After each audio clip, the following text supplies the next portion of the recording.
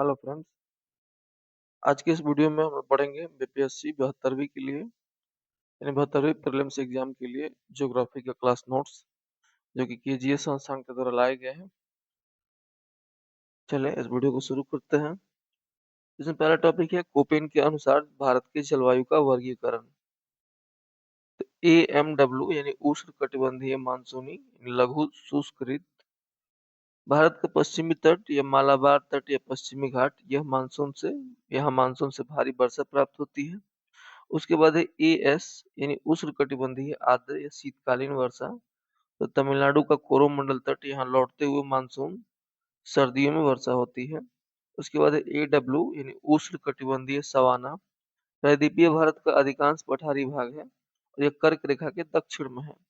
Next है BSHW अर्ध शुष्क स्टेपी जलवायु। पश्चिमी घाट का वृष्टि छाया प्रदेश तथा राजस्थान गुजरात से सटा हुआ अर्ध शुष्क क्षेत्र। उसके बाद है BWHW यानी गर्म मरुस्थलीय जलवायु। भारत का सुदूर पश्चिम भाग मुख्यतः थार का मरुस्थल। नेक्स्ट है CWG शुष्क ऋतु वाला मानसूनी प्रकार यानी उत्तर भारत का विशाल गंगा का मैदान। उसके बाद है DFC यानी लघु शुष्क एवं शीत आर्द्र जलवायु पूर्वोत्तर भारत के राज्य सिक्किम और अरुणाचल प्रदेश। उसके बाद है ET यानी टुंड्रा प्रकार यानी उत्तराखंड और हिमालय के उच्च पर्वतीय क्षेत्र।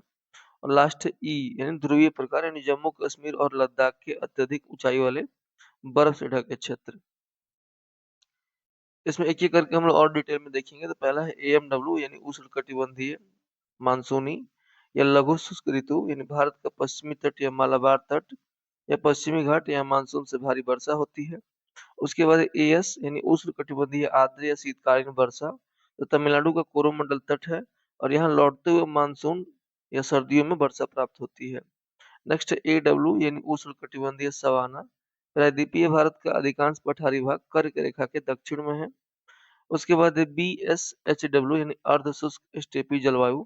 पश्चिमी घाट का वृष्टि छाया प्रदेश आंतरिक महाराष्ट्र कर्नाटक तथा राजस्थान गुजरात से सटा हुआ अर्ध शुष्क क्षेत्र है। नेक्स्ट है BWHW यानी गर्म मरुस्थलीय जलवायु। भारत का सुदूर पश्चिम भाग मुख्यतः थार का मरुस्थल या पश्चिमी राजस्थान। और CWG से शुष्क शीत ऋतु वाला मानसूनी प्रकार दर्शाया जाता है। यह उत्तर भारत का विशाल गंगा का मैदान है यानी गंगा बेसिन बिहार उत्तर प्रदेश पूर्वी राजस्थान। उसके बाद DFC यानी लघु ग्रीष्म एवं शीत आर्द्र जलवायु। ये पूर्वोत्तर भारत के राज्य सिक्किम और अरुणाचल प्रदेश में है। नेक्स्ट है ET यानी टुंड्रा प्रकार। तो ये उत्तराखंड और हिमालय के उच्च पर्वतीय क्षेत्र हैं। उसके बाद E यानी ध्रुवीय प्रकार। ये जम्मू कश्मीर और लद्दाख के अत्यधिक ऊंचाई वाले बर्फ से ढके क्षेत्र हैं। नेक्स्ट है ये कैंडोल का वर्गीकरण या पृथ्वी पर वनस्पति मंडल। तो फ्रांसीसी स्विस वनस्पति शास्त्री अल्फोंस डी कैंडोल ने 1874 में तापमान और नमी के आधार पर विश्व की वनस्पतियों को 5 प्रमुख मंडलों में विभाजित किया था। बाद में व्लादिमीर कोपेन ने इस वर्गीकरण को आधार मानकर अपना प्रसिद्ध जलवायु वर्गीकरण ABCDE प्रस्तुत किया था। कैंडोल के अनुसार 5 प्रमुख वनस्पति मंडल निम्नलिखित है। पहला है मेगाथर्मल। यह विषुवतरेखीय और उष्णकटिबंधीय क्षेत्रों की वनस्पति है यानी कोपेन का A प्रकार। इन क्षेत्रों में वर्ष भर अधिक तापमान तथा अधिक वर्षा होती है। यहाँ सघन और सदाहरित वनस्पतियां पाई जाती हैं। अमेजन बेसिन कांगो बेसिन और भारत में पश्चिमी घाट व अंडमान निकोबार की वनस्पतियां इसी श्रेणी में आती हैं और यह कठोर लकड़ी वाले उच्च वृक्ष पाए जाते हैं। उसके बाद है जेरोफाइट्स या जेरोफाइल्स। यह शुष्क और मरुस्थलीय क्षेत्रों की वनस्पति है यानी कोपेन का B प्रकार है। यह मुख्य रूप से मरुस्थलीय प्रदेशों में पाई जाती है जहां जल का घोर अभाव होता है और यहाँ मुख्य रूप से कटीली झाड़ियां कैक्टस और बबूल पाए जाते हैं। पानी के नुकसान यानी वाष्पोत्सर्जन को कम करने के लिए इन पौधों की पत्तियां कांटों में तब्दील हो जाती हैं और उनकी छाल मोटी होती है तथा जड़ें पानी की तलाश में बहुत गहराई तक पहुंच जाती हैं। उसके बाद है समशीतोष्ण मेसोथर्मल। यह मध्य अक्षांशों की वनस्पति यानी कोपेन का C प्रकार। इन प्रदेशों में सामान्य तापमान न बहुत अधिक गर्मी न बहुत अधिक सर्दी तथा सामान्य वर्षा होती है। यह क्षेत्र मुख्य रूप से घास के मैदान के विकास के लिए अत्यंत अनुकूल है। इस श्रेणी में यूरेशिया के स्टेपी उत्तरी अमेरिका का प्रेयरी और अर्जेंटीना के पंपास जैसे उपजाऊ शीतोष्ण घास के मैदान शामिल होते हैं।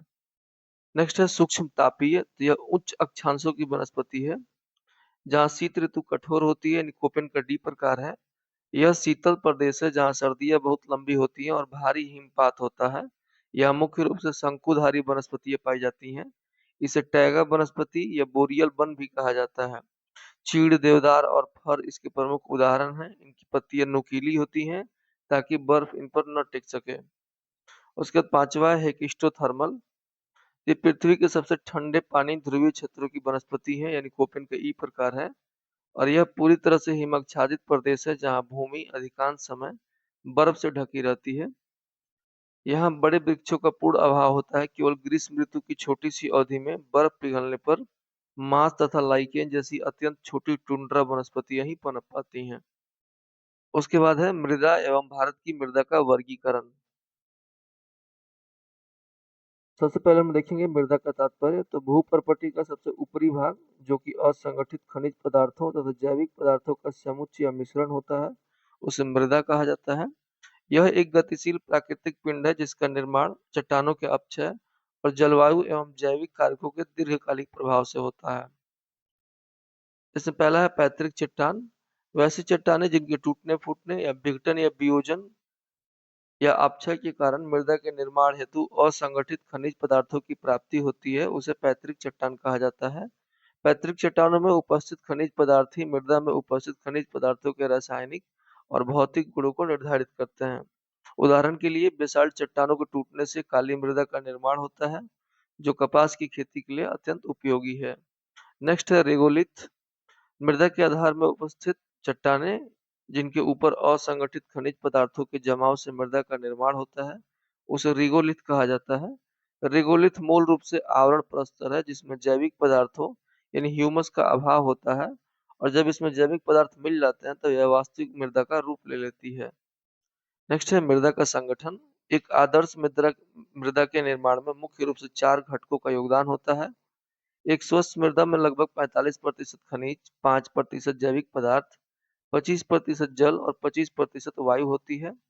उसके बाद है असंगठित खनिज पदार्थ। तो मृदा के अंदर कई प्रकार के खनिज उपस्थित होते हैं। प्रमुख खनिजों में शामिल है मृत्तिका, कार्बोनेट, सिलिका, सल्फेट और फास्फेट, लोहा इत्यादि। नेक्स्ट है जैविक पदार्थ। तो मृदा में जैविक पदार्थ दो रूपों में पाए जाते हैं। एक जिंदा जैविक पदार्थ जैसे बैक्टीरिया, कवक जो अपघटन का कार्य करते हैं, और दूसरा है मध्यम आकार का जीव जैसे केंचुआ, जिसे किसान का मित्र कहा जाता है। उसके बाद है बड़े आकार का जीव जैसे चूहा और दीमक इत्यादि। और दूसरा है मृत जैविक पदार्थ। बड़े पौधों की मृत पत्तियां और जंतुओं के मृत शरीर इसमें पाए जाते हैं। उसके बाद है मृदा घोल। तो मृदा में उपस्थित नमी को मृदा घोल कहा जाता है, और मृदा घोल की सहायता से ही पादप जगत जड़ों के माध्यम से मृदा से खनिज पदार्थ और पोषक तत्व ग्रहण करता है।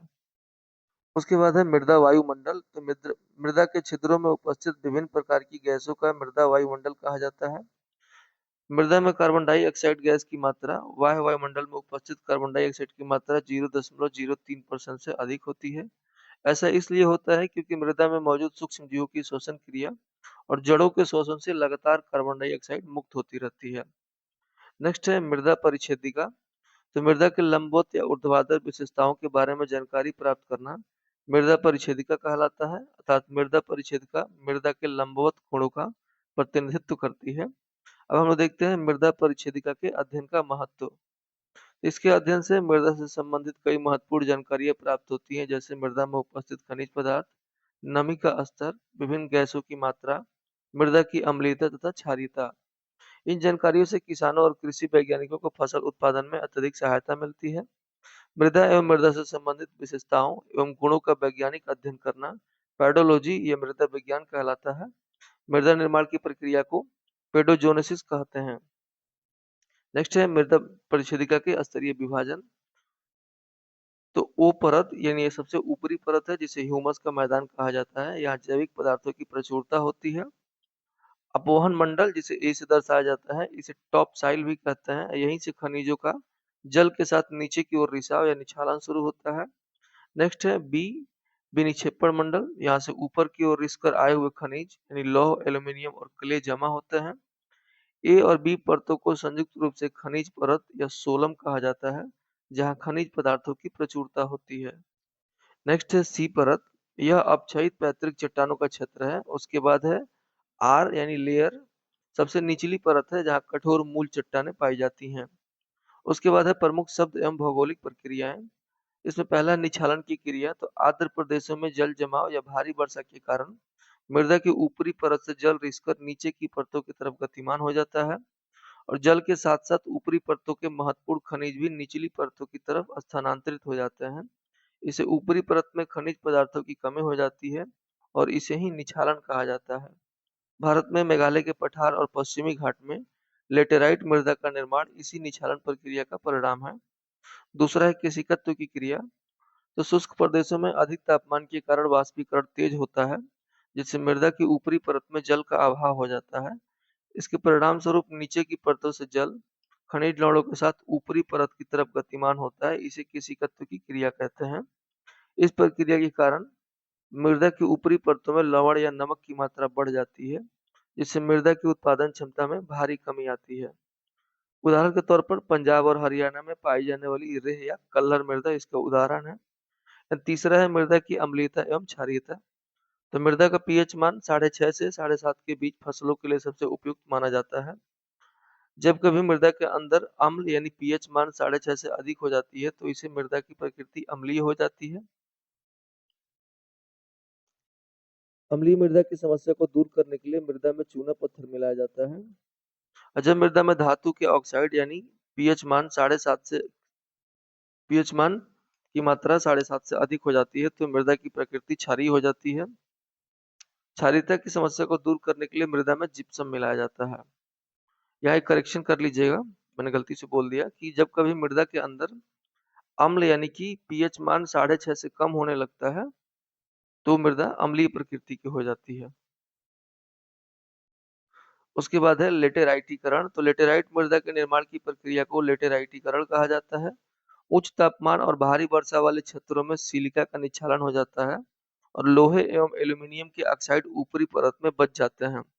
जब मृदा की ऊपरी परत सूखकर कठोर ईंट के समान संरचना का निर्माण कर लेती है, तो इसे ही लेटेराइट कहा जाता है। उसके बाद है ह्यूमिसीकरण। यह ऐसी प्रक्रिया है जिसके परिणाम स्वरूप मृदा में ह्यूमस का निर्माण होता है। पेड़ पौधों और जैविक पदार्थों के सूक्ष्म जीवों द्वारा सड़ने गलने के कारण निर्मित गहरे काले या भूरे रंग का कार्बनिक पदार्थ ह्यूमस कहलाता है। यह मृदा की उर्वरता का मुख्य आधार है। उसके बाद है मरुस्थलीकरण। एक ऐसी विनाशकारी प्रक्रिया जिसके कारण एक उपजाऊ मृदा धीरे धीरे अपनी जैविक क्षमता खोकर बंजर मृदा में परिवर्तित हो जाती है, तो उसे मरुस्थलीकरण कहा जाता है। नेक्स्ट टॉपिक है मृदा निम्नीकरण। यह एक ऐसी प्रक्रिया है जिसके कारण मृदा की गुणवत्ता, गहराई और उर्वरता में लगातार कमी आती जाती है। इसे मृदा निम्नीकरण या मृदा का क्षय कहा जाता है। मृदा निम्नीकरण के कुछ प्रमुख कारण हैं, जैसे निछालन की क्रिया यानी पोषक तत्वों का गहराई में चले जाना, केशिकत्व की क्रिया यानी ऊपरी परतों में लवणों का जमाव, मृदा अपरदन यानी जल और वायु द्वारा उपजाऊ परत को काटना, जल जमाव यानी उत्तर बिहार के चौर या टाल क्षेत्र में जल जमाव के कारण मृदा की गुणवत्ता प्रभावित होती है। उसके बाद है निर्वनीकरण यानी पेड़ों की कटाई से मृदा का ढीला पड़ना, अत्यधिक सिंचाई जिससे क्षारीयता की समस्या उत्पन्न होती है, और रासायनिक उर्वरकों एवं कीटनाशकों का अत्यधिक उपयोग जो मृदा के सूक्ष्म जीवों को नष्ट कर देते हैं। नेक्स्ट है कि बार बार एक ही फसल की कृषि करना, इससे मृदा के विशिष्ट पोषक तत्वों का ह्रास होता है। और उसके बाद है जल संकट की समस्या यानी नमी के अभाव में मृदा का सूख कर चटकना और बंजर हो जाना। उसके बाद है मृदा अपरदन एवं भारत की मृदा का वर्गीकरण। इसमें सबसे पहले है मृदा अपरदन या मृदा का कटाव। तो मृदा की ऊपरी परत का कटाव या मृदा का ऊपरी परत का कट कर अपवाहित होकर हट जाना या विस्थापित हो जाना मृदा अपरदन कहलाता है। मृदा अपरदन मुख्य रूप से दो कारकों से होता है, एक प्राकृतिक कारक और एक मानवीय कारक। अब हम देखते हैं मृदा अपरदन की कारक। इसमें पहला है बूंद अपरदन यानी वर्षा जल की बूंद की सीधे आघात द्वारा होने वाला अपरदन बूंद अपरदन कहलाता है। यह मृदा अपरदन की सबसे प्राथमिक अवस्था है, जहां वर्षा की बूंदों की गतिज ऊर्जा से मिट्टी के कण अपनी जगह से टूटकर छिटक जाते हैं। उसके बाद है परतदार अपरदन यानी मृदा के ऊपरी परत का जल के साथ कटकर अपवाहित होकर हट जाना या विस्थापित हो जाना परतदार अपरदन कहलाता है। यह कृषि के लिए सबसे अधिक हानिकारक अपरदन है, क्योंकि इसमें मृदा की सबसे उपजाऊ परत जिसमें ह्यूमस होता है वो बह जाती है और ये किसानों की मूक मृत्यु भी कहलाती है। उसके बाद है अंगुली अपरदन। जब मृदा अपरदन के कारण खेतों में छोटी-छोटी कम गहरी नालियाँ निर्मित हो जाती हैं तो उसे अंगुली अपरदन कहते हैं। नेक्स्ट है अवनालिका अपरदन। नदियों के तीव्र अपवाह से जब अंगुली अपरदन का विस्तार होता है और गहरी एवं बड़ी-बड़ी नालियाँ निर्मित हो जाती हैं तो उसे अवनालिका अपरदन कहते हैं। उदाहरण के तौर पर चंबल एवं यमुना नदियों के बीहड़ अवनालिका अपरदन के प्रमुख उदाहरण हैं। इस प्रकार के अपरदन से निर्मित ऊबड़-खाबड़ स्थलाकृति को उत्खात भूमि कहा जाता है जो कृषि योग्य नहीं रह जाती। नेक्स्ट है भारत की मृदा का वर्गीकरण। तो भारतीय कृषि अनुसंधान परिषद के द्वारा भारत की मृदा को 8 प्रमुख प्रकारों में बांटा गया है, जिसमें जलोढ़ मृदा, काली मृदा, लाल मृदा एवं पीली मृदा, लेटेराइट मृदा, मरुस्थलीय मृदा, पर्वतीय मृदा, पीट एवं दलदली मृदा और लवणीय मृदा। चलिए इन मृदा को हम लोग डिटेल में देखते हैं। तो सबसे पहले है जलोढ़ मृदा। तो इस मृदा का निर्माण लंबे समय तक नदियों के द्वारा अवसादों के लाए जाने और उनके निक्षेपण की प्रक्रिया से हुआ है। जलोढ़ मृदा का वर्गीकरण हम लोग देखें तो इसे अवसादों के आधार पर 2 भागों में बांटा गया है। पहला है बांगर। यह नदियों द्वारा लाए गए पुराने अवसाद से निर्मित मृदा है। बांगर मृदा पोटास से समृद्ध होती है किंतु इसमें नाइट्रोजन तत्व की कमी पाई जाती है। उसके बाद है खादर मृदा। तो ये नवीन अवसाद से निर्मित मृदा है। खादर मृदा में प्रत्येक वर्ष बाढ़ के पानी के साथ नए अवसाद निक्षेपित होते रहते हैं, जिससे प्रत्येक वर्ष यह मृदा नवीन या नई होती रहती है।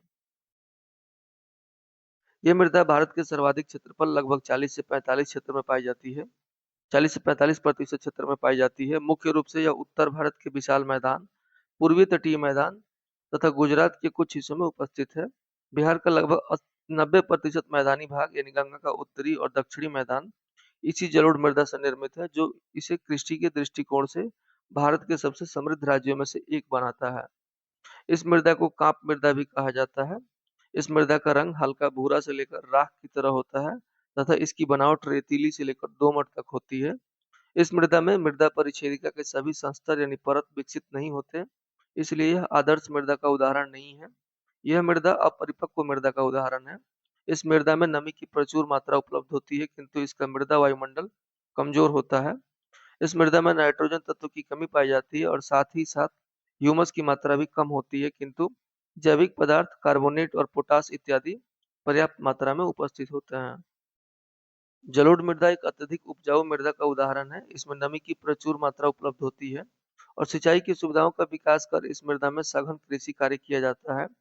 प्रमुख फसलों के रूप में चावल, गेहूं, मोटे अनाज, गन्ना, जूट, दलहन, तिलहन, सब्जी इत्यादि की कृषि की जाती है और अपनी उच्च उत्पादन क्षमता के कारण ही उत्तर भारत के विशाल मैदान को खाद्यान्न या अन्न का भंडार भी कहा जाता है। उसके बाद है दूसरी मृदा यानी काली मृदा या रेगुर मृदा या कपासी मृदा। दक्कन लावा क्षेत्र में दरारी ज्वालामुखी से लावा का प्रवाह हुआ।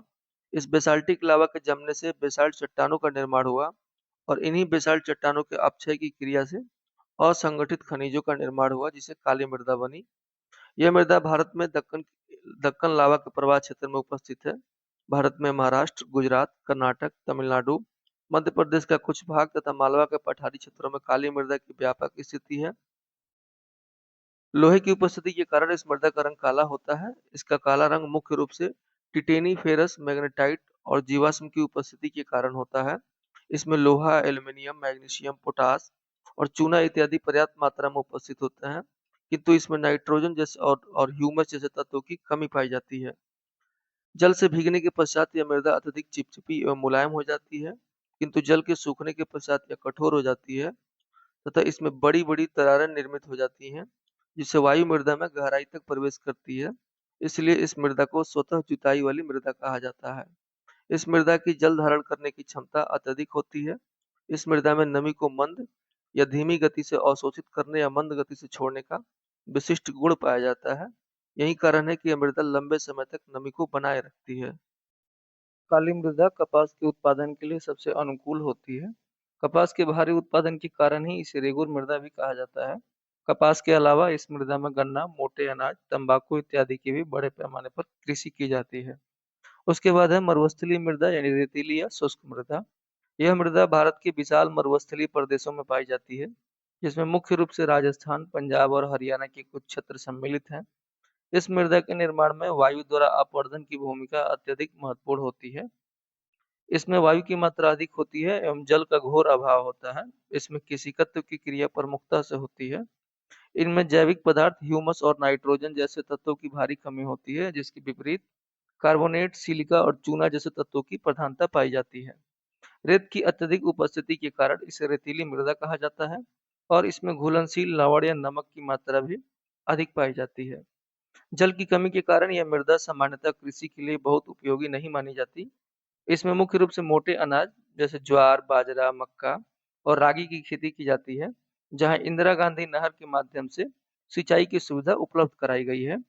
जैसे राजस्थान के हनुमानगढ़ और गंगानगर जिले वहां व्यापक कृषि कार्य किए जाते हैं। इंदिरा गांधी नहर क्षेत्र में अत्यधिक सिंचाई से लवणीकरण की समस्या उत्पन्न हुई है, जिसे स्थानीय भाषा में सेम की समस्या कहा जाता है। उसके बाद है लाल एवं पीली मृदा। इसका विस्तार मुख्य रूप से उत्तर पूर्वी राज्यों छोटा नागपुर पठार, तेलंगाना, कर्नाटक, दंडकारण्य क्षेत्र और आंध्र प्रदेश के पठार में है। इसके अलावा यह अरुणाचल प्रदेश, मणिपुर, नागालैंड, छत्तीसगढ़, उड़ीसा और झारखंड में भी पाई जाती है। इसका निर्माण मुख्य रूप से ग्रेनाइट और नीस जैसी आग्नेय और कायांतरित चट्टानों के अपक्षय से होता है। लोहे के ऑक्साइड की उपस्थिति के कारण इस मृदा का रंग लाल होता है और इसकी ऊपरी परत लाल होती है जबकि नीचे की परत पीली होती है। जल योजन की प्रक्रिया के कारण इस मृदा का रंग पीला हो जाता है। इसमें लोहा और एल्यूमीनियम जैसे तत्वों की अधिकता है, किंतु नाइट्रोजन, फास्फोरस, पोटास और ह्यूमस जैसे जैविक पदार्थों की कमी है। जल के अभाव वाले क्षेत्रों में इसमें मुख्य रूप से मोटे अनाज की खेती की जाती है। इसके अलावा तंबाकू, दलहन और आलू की भी कृषि होती है। जहाँ सिंचाई की सुविधा उपलब्ध है वहाँ गेहूं और गन्ना जैसी फसलें भी उगाई जाती हैं। नेक्स्ट है लेटेराइट मृदा। यह मानसूनी जलवायु की एक विशिष्ट मृदा है जो मुख्य रूप से केरल, मध्य प्रदेश, तमिलनाडु और मेघालय जैसे राज्यों में पाई जाती है। इसका निर्माण लेटेराइटीकरण की प्रक्रिया के द्वारा होता है। इसका रंग भी लाल होता है और इसकी ऊपरी परत सूखने पर ईंट के समान कठोर संरचना धारण कर लेती है। यह अत्यधिक वर्षा वाले क्षेत्रों में पाई जाती है। इसमें लोहा और एल्यूमीनियम प्रचुर मात्रा में होते हैं, लेकिन नाइट्रोजन, कार्बनिक पदार्थ और ह्यूमस की कमी होती है। निच्छालन इस मृदा की सबसे प्रमुख विशेषता है। इस मृदा में मुख्य रूप से काजू की खेती की जाती है। इसका विस्तार उत्तर के पर्वतीय प्रदेश हिमालय क्षेत्र में है, जिसमें जम्मू कश्मीर, लद्दाख, हिमाचल प्रदेश, उत्तराखंड, सिक्किम और अरुणाचल प्रदेश शामिल है। पर्वतीय प्रदेशों में उपस्थित चट्टानों के अपक्षय की क्रिया के कारण इसका निर्माण होता है। इस मृदा में कणों का आकार अपेक्षाकृत बड़ा होता है। इसमें कंकड़ पत्थर के टुकड़े भी पाए जाते हैं। घाटियों में इसके कण महीन होते हैं, जबकि उच्च ऊंचाई वाले प्रदेशों में यह प्रकृति में अम्लीय होती है। नाइट्रोजन, पोटास, चूना और ह्यूमस की कमी पाई जाती है इस मिट्टी में। उच्च ऊंचाई वाले प्रदेशों में जहां अधिक वर्षा होती है वहां चाय की खेती की जाती है। इसके अलावा फल और फूलों की खेती भी की जाती है। जम्मू कश्मीर के गुलमर्ग को फूलों का मैदान कहा जाता है और उत्तराखंड के चमोली को राष्ट्रीय उद्यान के लिए जाना जाता है। पर्वतीय प्रदेशों में भारी वर्षा के कारण मृदा ढीली होकर ढाल के सहारे नीचे खिसक जाती है। इसे मृदा सर्पण या बृहद क्षरण कहा जाता है। उसके बाद है पीट एवं दलदली मृदा। यह मुख्य रूप से जल जमाव वाले क्षेत्रों और दलदली प्रदेशों में पाई जाती है, जैसे केरल, गुजरात और हिमालय का तराई प्रदेश। इसका निर्माण उन प्रदेशों में होता है जहां जल निकासी की बेहतर सुविधा नहीं होती और जल जमाव की समस्या बनी रहती है। इसमें जैविक पदार्थों की प्रचुरता होती है, इसलिए इसे जैविक मृदा कहा जाता है। निक्षालन यहाँ की प्रमुख विशेषता है, जिसके कारण खनिज पदार्थों की ऊपरी परत में कमी हो जाती है और यह प्रकृति में अम्लीय होती है। इसमें फास्फोरस, नाइट्रोजन व पोटास की कमी होती है। यह जल कृषि के लिए अनुकूल है। तराई प्रदेश में धान की खेती होती है। इसके अतिरिक्त मछली पालन, मखाना, सिंघाड़ा और कमल जैसी फसलों की भी कृषि की जाती है। नेक्स्ट है लवणीय एवं क्षारीय मृदा। इसका विस्तार उन प्रदेशों में है जहां सागर का लवणीय जल मृदा के साथ मिश्रित हो जाता है। इसके अतिरिक्त शुष्क प्रदेशों जैसे पंजाब, हरियाणा, राजस्थान में जहाँ केशिकत्व की क्रिया से निचली परतों के लवण ऊपर आ जाते हैं वहां भी यह पाई जाती है। यह मुख्यतः केशिकत्व की क्रिया द्वारा निर्मित होती है। मृदा के ऊपरी परत में लवणों की मात्रा बहुत अधिक होती है, जिससे यह क्षारीय प्रकृति की हो जाती है। इसमें नाइट्रोजन, कैल्शियम और जैविक पदार्थों की कमी होती है। इस मृदा की उत्पादन क्षमता अत्यंत कम होती है, इसलिए इसे बंजर मृदा या ऊसर मृदा भी कहा जाता है। सामान्यतः यह मृदा कृषि के लिए अत्यधिक अनुकूल नहीं होती, हालांकि इसमें बरसीम या ढैंचा जैसी फसलों की कृषि की जा सकती है। अब हम लोग देखते हैं भारत की वनस्पतियां। वैसी वनस्पतियां जो प्राकृतिक रूप से स्वतः विकसित होती हैं उसे ही प्राकृतिक वनस्पति कहते हैं। यह वह वनस्पतिक आवरण है जो लंबे समय तक मानवीय हस्तक्षेप के बिना पनपता है। इसे अक्षत या वर्जिन वेजिटेशन भी कहा जाता है। प्राकृतिक वनस्पति के वृद्धि एवं वितरण को प्रभावित करने वाले कारक, इसमें पहला है सूर्य का प्रकाश या तापमान, वर्षा की मात्रा, मृदा की गुणवत्ता और ऊंचाई। इन्हीं कारकों की विविधता के कारण भारत विश्व के 12 मेगा डाइवर्सिटी देशों में से एक है। उसके बाद है भारतीय वनस्पतियों का वर्गीकरण। तो सबसे पहले है तापमान के आधार पर वर्गीकरण। तो यह वर्गीकरण मुख्य रूप से प्रसिद्ध वनस्पति शास्त्री केंडोल और कोपेन के तापमान वनस्पति संबंधों पर आधारित है। इसमें पहला है मेगा थर्मल। तो इसके अंतर्गत उन वनस्पतियों को शामिल किया जाता है जो पूरे वर्ष अधिक तापमान तथा अधिक वर्षा वाले क्षेत्रों में विकसित होती हैं। ये सघन वनस्पति का बेहतरीन उदाहरण है। इसके अंतर्गत उष्णकटिबंधीय सदाहरित वनस्पतियां शामिल की जाती हैं। नेक्स्ट है मेसोथर्मल। इसके अंतर्गत वे वनस्पतियां शामिल हैं जो पूरे वर्ष मध्यम तापमान एवं मध्यम वर्षा वाले क्षेत्रों में विकसित होते हैं। इसके अंतर्गत घास के मैदान शामिल हैं। उदाहरण के तौर पर शीतोष्ण कटिबंधीय स्टेपी घास के मैदान इसी के अंतर्गत आते हैं। उसके बाद है माइक्रोथर्मल या माइकोथर्मल। इसके अंतर्गत वे वनस्पतियां शामिल की जाती हैं जो पूरे साल कम तापमान में विकसित होती हैं। इसके अंतर्गत शंकुधारी वनस्पतियां शामिल की जाती हैं। उदाहरण के तौर पर चीड़, देवदार, जो हिमालय के उच्च अक्षांशों में मिलते हैं। नेक्स्ट है हेकिस्टोथर्मल। वैसी वनस्पतियां जो पूरे वर्ष कम तापमान अर्थात हिमांक से नीचे के तापमान वाले प्रदेश में विकसित होती हैं। यह उन प्रदेशों में होती हैं जहां सतह के ऊपर पूरे वर्ष बर्फ की मोटी चादर बिछी होती है, जैसे टुंड्रा प्रदेश। इसके अंतर्गत मांस तथा लाइकेन शामिल किए जाते हैं। इसके बाद हम लोग देखते हैं वर्षा के आधार पर भारत के प्राकृतिक वनस्पति का वर्गीकरण। इसमें पहला है सदाहरित वनस्पतियां, यानी यह उन क्षेत्रों में होती हैं जहां पर वर्षा 250 सेंटीमीटर या इससे अधिक होती है और इसका विस्तार भारत में मुख्य रूप से पश्चिमी घाट, अंडमान एवं निकोबार द्वीप समूह और भारत के उत्तरी पूर्वी राज्यों में है। ये वनस्पतियां अत्यंत सघन होती हैं जहां वृक्षों की कई प्रजातियां एक साथ पाई जाती हैं और इन सघन वृक्षों का ऊपरी भाग छतरी नुमा या कैनोपी की तरह होता है। इन वृक्षों की लंबाई अत्यधिक होती है तथा ये वृक्ष कठोर लकड़ी एवं चौड़ी पत्ती वाले होते हैं। वृक्षों की अत्यधिक सघनता के कारण सूर्य का प्रकाश सतह पर प्रवेश नहीं कर पाता, जिससे धरातल पर हमेशा अंधेरा रहता है। सतह पर लताएं पाई जाती हैं जो वृक्षों के चारों तरफ लिपटी रहती हैं। इन वनों में वृक्षों के कई लेयर या परत पाए जाते हैं। जैसे प्रथम परत में 70 से 80 फीट की ऊंचाई वाले वृक्ष, दूसरे परत में 50 से 60 फीट ऊंचाई वाले वृक्ष और तीसरे परत में 30 से 50 फीट ऊंचाई वाले वृक्ष और चौथे परत में 20 से 30 फीट ऊंचाई वाले वृक्ष होते हैं। और अंतिम परत में इसमें लताएं शामिल होती हैं जो वृक्ष के चारों ओर लिपटी होती हैं। इन जंगलों में प्रवेश करना अत्यंत कठिन होता है, जिसका प्रमुख कारण वनस्पतियों की सघनता तथा विषैले कीटों एवं मक्खियों का पाया जाना है। महोगनी, रोजवुड, आबनुस इत्यादि यहाँ पौधे पाए जाते हैं, ये वृक्ष पाए जाते हैं और महंगी और मूल्यवान लकड़ी होने के कारण इन वनस्पतियों का अत्यधिक दोहन हुआ है। उसके बाद है पर्णपाती वन। इन्हें मानसूनी वन वन भी कहा जाता है और ये भारत में सबसे बड़े क्षेत्र में फैले हुए वन है। ग्रीष्म ऋतु में जल संरक्षण के लिए ये अपनी पत्तियां गिरा देते हैं और वर्षा की मात्रा के आधार पर इन वनस्पतियों को दो उपवर्गों में विभाजित किया जाता है। पहला है आर्द्र पर्णपाती वन। ये वृक्ष 100 से 200 सेंटीमीटर वर्षा वाले क्षेत्रों में पाए जाते हैं और इनका विस्तार मुख्य रूप से पश्चिमी घाट की पूर्वी ढलानों, उड़ीसा और हिमालय के तराई क्षेत्र में पाया जाता है। और दूसरा है शुष्क पर्णपाती वन। तो ये वन 70 से 100 सेंटीमीटर वर्षा वाले क्षेत्रों में पाए जाते हैं और यह प्रायद्वीपीय पठार और उत्तर प्रदेश तथा बिहार के मैदानी इलाकों में बहुतायत से मिलते हैं। इन वनों में शीशम, सागौन, साल, जामुन, नीम, महुआ इत्यादि की वृक्षें मिलती हैं और सागौन और साल आर्थिक और कमर्शियल दृष्टिकोण से भारत के सबसे महत्वपूर्ण इमारती लकड़ी वाले वृक्ष माने जाते हैं। उसके बाद है कटीली या मरुस्थलीय वनस्पतियां। तो इस प्रकार की वनस्पतियों को जेरोफाइट्स या मरूदभिद भी कहा जाता है। यह मुख्य रूप से शुष्क प्रदेशों की वनस्पति है। इन वनस्पतियों का विस्तार भारत के उन प्रदेशों में है जहां पर वार्षिक वर्षा 50 सेंटीमीटर से कम होती है और इनमें राजस्थान, पंजाब, हरियाणा और गुजरात का शुष्क प्रदेश शामिल है। इसके अतिरिक्त प्रायद्वीपीय भारत के वृष्टि छाया प्रदेश में भी ये वनस्पतियां पाई जाती हैं। ये वनस्पतियां कम जल यानी पानी की कमी के प्रति विशेष रूप से अनुकूलित होती हैं। भूजल की तलाश में इनकी जड़ें काफी गहरी होती हैं। वाष्पोत्सर्जन के माध्यम से होने वाली जल की हानि को कम करने के लिए इनकी पत्तियां बहुत छोटी एवं पतली होती हैं।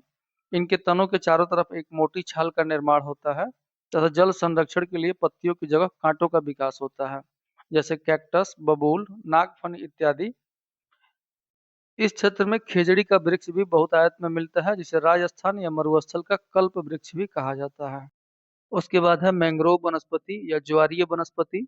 ये एक विशेष प्रकार की वनस्पतियां हैं क्योंकि ये मुख्य रूप से खारे जल में जीवित रहने के लिए अनुकूलित होती हैं। इनका विकास मुख्य रूप से डेल्टाई प्रदेशों, एस्चुअरी प्रदेशों और तटीय प्रदेशों में है, जैसे पश्चिम बंगाल, गुजरात, अंडमान निकोबार द्वीप समूह, नर्मदा एवं ताप्ती नदी के एस्चुअरी तथा महानदी, गोदावरी, कृष्णा और कावेरी नदियों का डेल्टा क्षेत्र।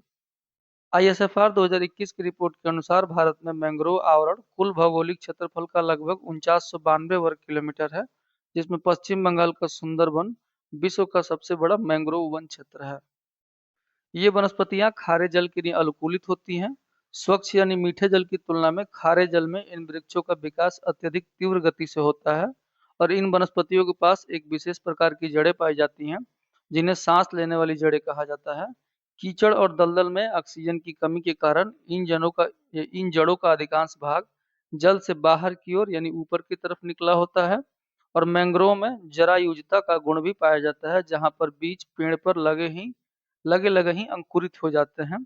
किनारों पर या तटीय क्षेत्रों में मैंग्रोव वनस्पतियों की ऊंचाई अपेक्षाकृत कम होती है तथा तट से अंदर की तरफ जाने पर इस वृक्षों या इन वृक्षों की ऊंचाई अधिक होती जाती है। मैंग्रोव मुख्यतः चार प्रकार के होते हैं। सफेद मैंग्रोव, वैसे मैंग्रोव जिसे सफेद लकड़ी प्राप्त होती है। लाल मैंग्रोव यानी इसे लाल लकड़ी प्राप्त होती है। काला मैंग्रोव, इसे काली लकड़ी प्राप्त होती है।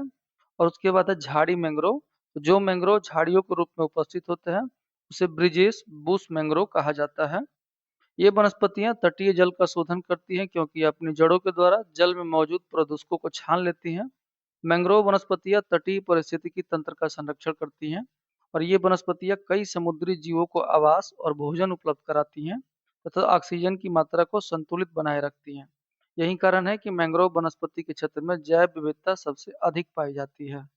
नेक्स्ट है मिष्टी योजना। तो इसका फुल फॉर्म है mangrove initiative for shoreline habitats and tangible income. यह एक बहुआयामी योजना है जो भारत सरकार के द्वारा 2023 से 2028 तक के लिए चलाई गई है और इस योजना की घोषणा केंद्रीय बजट 2023-24 में ब्लू कार्बन के संरक्षण के उद्देश्य से की गई थी, जिसे पर्यावरण, वन और जलवायु परिवर्तन मंत्रालय द्वारा संचालित किया जा रहा है।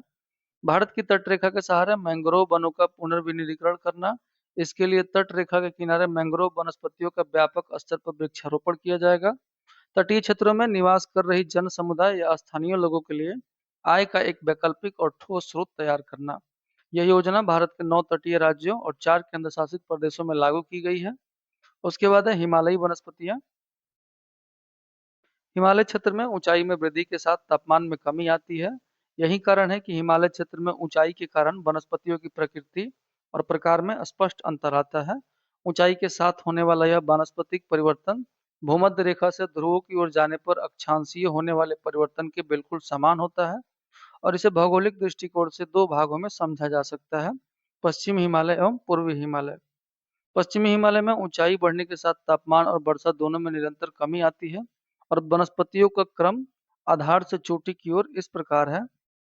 पहला है उष्णकटिबंधीय वन यानी सबसे निचले आधार क्षेत्र में। उसके बाद है शीतोष्ण पर्णपाती वन। उसके बाद अल्पाइन घास के मैदान। इन्हीं उच्च हिमालयी घास के मैदानों को जम्मू कश्मीर के मर्ग जैसे गुलमर्ग तथा उत्तराखंड में बुग्याल या पयार कहा जाता है। उसके बाद है शंकुधारी वन और पांचवा है मास प्लस लाइकेन, यानी यह सबसे ऊंचाई पर स्थित हिमाच्छादित प्रदेश की वनस्पतियां हैं। इसके बाद हम लोग पूर्वी हिमालय के बारे में देखें तो पश्चिमी हिमालय की तुलना में पूर्वी हिमालय में वर्षा अधिक होती है और यहाँ भी ऊंचाई बढ़ने के साथ तापमान और वर्षा में कमी आती है, लेकिन आधार पर नमी अधिक होने के कारण वनस्पतिक स्तर पश्चिम हिमालय से थोड़ा भिन्न और अधिक सघन होता है। और वनस्पतियों का क्रम आधार से चोटी की ओर इस प्रकार है कि पहले उष्ण कटिबंधीय सदाबहार वन यानी अधिक वर्षा के कारण निचले क्षेत्रों में सदाबहार वन मिलते हैं और दूसरा है उष्ण कटिबंधीय पर्णपाती वन। उसके बाद है शीतोष्ण पर्णपाती वन। नेक्स्ट है अल्पाइन घास, फिर शंकुधारी वन और फिर है मास प्लस लाइकेन, यानी सबसे ऊपरी हिमाच्छादित प्रदेश में पूर्वी हिमालय भूमध्य रेखा के अधिक करीब है, इसलिए यहाँ ट्री लाइन और स्नो लाइन पश्चिमी हिमालय की तुलना में अधिक ऊंचाई पर पाई जाती है। उसके बाद है ISFR 2023 रिपोर्ट, यानी यह रिपोर्ट प्रत्येक 2 वर्ष के पश्चात प्रकाशित की जाती है। पर्यावरण, वन एवं जलवायु परिवर्तन मंत्रालय इस रिपोर्ट के लिए नोडल मंत्रालय की तरह कार्य करता है और इसका मुख्यालय देहरादून उत्तराखंड में स्थित है तथा इसके क्षेत्रीय कार्यालय शिमला, कोलकाता, नागपुर तथा बेंगलुरु में है। हम लोग थोड़ा ISFR की ऐतिहासिक पृष्ठभूमि के बारे में देखें तो 1965 में पूर्व निवेश सर्वेक्षण की शुरुआत FAO तथा UNDP की सहायता से की गई थी। 1976 में राष्ट्रीय कृषि आयोग की सिफारिश की गई।